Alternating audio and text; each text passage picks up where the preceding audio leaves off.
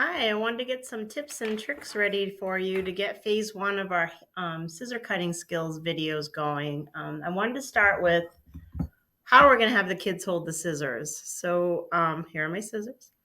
I have the children put their middle finger in the hole and their pointer finger out here. Thumbs up when we cut. As I mentioned before in my prior videos about skill side development, so that's why I like single loop scissors. As I've been visiting places, I've been telling and passing out scissors for everyone. These are my Benbow scissors. They were designed by an occupational therapist, and they're amazing. And they're teeny tiny. I'll give you a. These are. I think these are 4 inches. These are the standard scissors usually that we find. They're a little bit bigger. When I have kids that are really struggling to cut with this standard scissors, I'll squeeze them down to these smaller ones just because they are easy to control. It's kind of, if we think about the broken crayon, it's kind of the same thing. So this is how we're going to have kids starting: snip, open and closing. Usually the skill starts at about 2, depending on the child. We know it can vary. And at this stage, we're going to just talk about snipping. So it's just being able to open and close scissors and make one snip on a paper, and that's it. We're not traveling. It's just opening and closing. At this stage too, I know positioning, we want thumbs up is the optimal as we go forward. But at this stage, the elbow may be up, the wrist is going to be turning. We just want to practice the open and close. And that's our focus for this skill. To develop it for kids, there's other alternative things too we can look at to help if they're getting tired with scissors. You can use like pickups. These are fun. You can look at hole punches. It's kind of looking at that same thing that you're opening and closing and squeezing.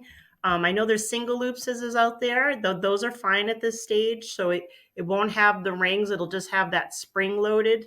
And you can also put a spring loaded scissors if you get the little latch on it.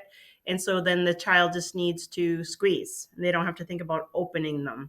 And as they're going through that snipping stage, that's a great way to do it. If your child's really frustrated and the scissors are not a good match, it's not good to have a frustrated kid and a pair of sharp object in their hand. Of course, you can always start with like plastic scissors or Play-Doh and do single snips.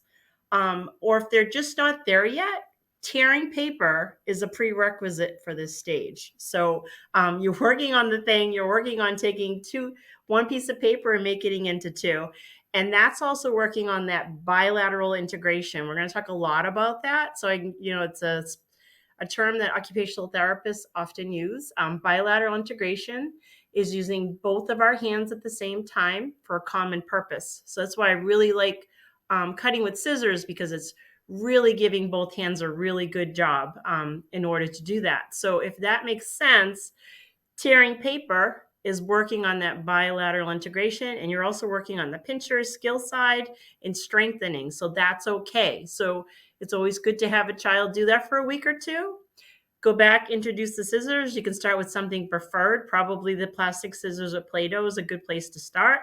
You can have them snip straws. I love doing snipping straws and then making them with beads with pipe cleaners. That's a really fun activity. Or anything else that they want to do that's easy to cut. In general, I find that cardstock paper is easier to manage across all the progression. We're going to have 4 separate phases that I'd like to go over for scissor cutting. But in general, that's my general recommendation. Cardstock paper is easier to cut and to control. And the child has better outcomes and they feel better about what their skills are. Thanks. We're going to go to the next phase.